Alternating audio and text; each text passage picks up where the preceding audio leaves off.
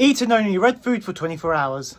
Go check out the full video on my YouTube channel, but for breakfast I had a banana and strawberry smoothie. Then for lunch I had red lentil pasta with some tomato sauce and some red Leicester cheese. I also got this fruit punch drink. I didn't know if I liked it though.